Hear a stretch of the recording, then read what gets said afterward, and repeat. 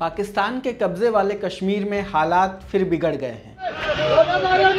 नीलम पुल पे हम मौजूद हैं। मुजाहिरीन की बड़ी तादाद जो है। इस बार गुस्साए लोग सिर्फ नारेबाजी नहीं कर रहे, बल्कि सीधा सुरक्षा बलों के 25 जवानों को बंधक बना बैठे हैं। वजह वही पुरानी आटा, बिजली और रोजमर्रा की जरूरतें। सोचिए जरा, जिस मुल्क ने कश्मीरियों के नाम पर अपनी राजनीति चमकाई, वही अपने कब्जे वाले हिस्से में कश्मीरी जनता को बिजली और आटा देने तक में नाकाम है। ऊपर से विधानसभा की 12 सीटें उन शरणार्थियों के लिए रिजर्व कर रखी हैं जो पाकिस्तान में आराम से बैठे हैं और जिनका पीओके की असली ज़मीन और असली लोगों से कोई लेना देना नहीं।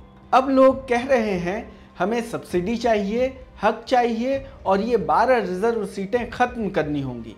यानी पाकिस्तान की कश्मीर पॉलिसी का सच उसी के कब्जे वाले हिस्से में खुलकर सामने आ गया है। इस वीडियो में हम जानेंगे क्या है पीओके की स्थिति, लोग क्यों सड़कों पर उतर आए हैं और क्या कर रही है पाकिस्तान की सरकार।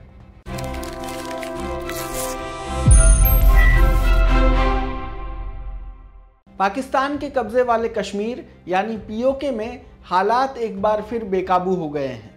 बुनियादी ज़रूरतों पर सब्सिडी कटौती के खिलाफ गुस्साए प्रदर्शनकारियों ने बड़ा कदम उठाते हुए सुरक्षा बलों के 25 जवानों को बंधक बना लिया है। ये जवान अब प्रदर्शनकारियों के बीच मानव ढाल की तरह इस्तेमाल हो रहे हैं, जिसकी वजह से सुरक्षा बल कोई सीधी कार्रवाई नहीं कर पा रहे। प्रदर्शनकारियों का आरोप है कि खुफिया एजेंसियां आंदोलन को तोड़ने के लिए गुप्त हमले करवा रही है। उनका कहना है कि सादे कपड़ों में आए अज्ञात लोग आंदोलनकारी नेताओं को निशाना बनाते हैं और भीड़ में अफरा तफरी फैलाते हैं।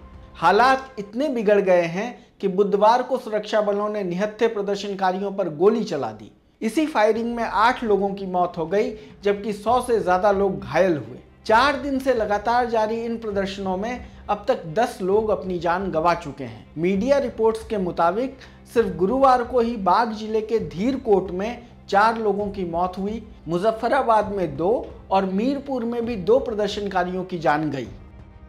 ये सभी प्रदर्शन जम्मू कश्मीर ज्वाइंट अवामी एक्शन कमेटी यानी JKJAAC की अपील पर हो रहे हैं। प्रदर्शनकारी सरकार पर आरोप लगा रहे हैं कि वह मौलिक अधिकारों की अनदेखी कर रही है और महंगाई पर काबू पाने में पूरी तरह नाकाम है।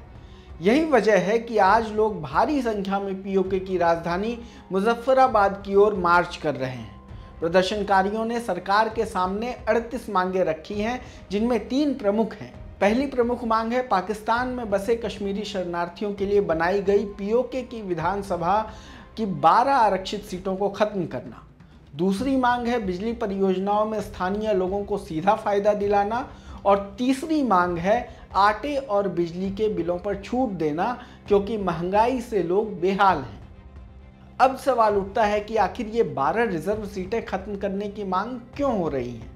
दरअसल ये सीटें भारत के हिस्से वाले जम्मू कश्मीर से 1947, 1965 और 1971 के युद्धों के बाद के संघर्षों में विस्थापित होकर पीओके पहुंचे शरणार्थियों के लिए आरक्षित की गई थी। स्थानीय लोगों का आरोप है कि इन आरक्षित सीटों की वजह से असली जनता का प्रतिनिधित्व कम हो रहा है। उनका कहना है कि पीओके की असली ज़मीन और असली लोग अपनी ही विधानसभा में हाशिए पर धकेल दिए गए हैं, जबकि पाकिस्तान में बसे कुछ ही परिवार इसका फ़ायदा उठा रहे हैं। जम्मू कश्मीर ज्वाइंट अवामी एक्शन कमेटी के नेता शौकत मीर ने साफ कहा कि यह आंदोलन 70 साल से वंचित किए गए मौलिक अधिकारों के लिए है। उनका संदेश है या तो हक दो वरना लोगों का गुस्सा झेलो। उन्होंने सरकार से मारे गए लोगों के परिवारों को मुआवजा और सरकारी नौकरी देने की भी मांग की है। साथ ही प्रधानमंत्री शहबाज शरीफ को चेतावनी दी है कि मौजूदा हड़ताल उनका प्लान ए है, लेकिन अगर हालात नहीं सुधरे तो उनके पास प्लान बी, सी और डी भी है, और अगर उन्हें इन प्लान्स पर काम करना पड़ा तो वे बहुत खतरनाक साबित होंगे। दरअसल यह पहली बार नहीं है जब पीओके में ऐसा बड़ा आंदोलन खड़ा हुआ है। इससे पहले भी कई बार लोग आटा, बिजली और रोजमर्रा की जरूरतों को लेकर सड़क पर उतर चुके हैं। पिछले साल मई में लोगों ने सस्ते आटे और बिजली की मांग को लेकर हड़ताल की थी।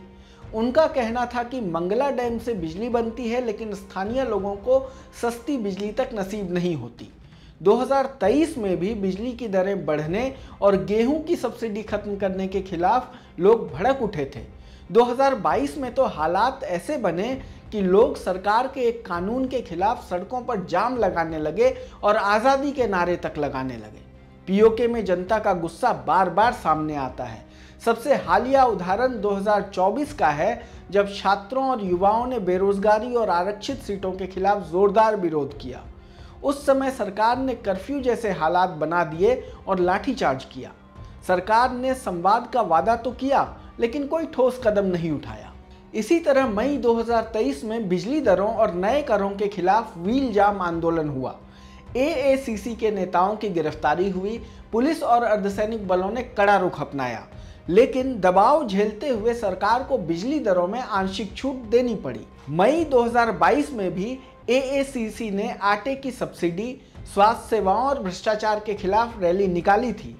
जनता के दबाव में सरकार को कुछ महीनों के लिए आटे की सब्सिडी बहाल करनी पड़ी। वहीं नवंबर 2020 में बढ़ी हुई महंगाई और बिजली ने लोगों को इतना परेशान कर दिया कि बड़े पैमाने पर आंदोलन खड़ा हो गया। तब भी सरकार को दबाव में आकर बिजली दरों और आटे पर आंशिक राहत देनी पड़ी थी। स्पष्ट है कि पीओके में उठने वाले हर आंदोलन की जड़ आम जनता की बुनियादी ज़रूरतें और अधिकार है। पाकिस्तान सरकार उन्हें दबाने के लिए बल प्रयोग और पाबंदियों का सहारा लेती है, लेकिन जब हालात बिगड़ जाते हैं तो वही सरकार सिर्फ अस्थायी राहत या आंशिक सब्सिडी देकर लोगों के गुस्से को शांत करने की कोशिश करती है। पाकिस्तान के कब्जे वाले कश्मीर में ताज़ा हालात पर आप क्या सोचते हैं, हमें कमेंट बॉक्स में बताएं।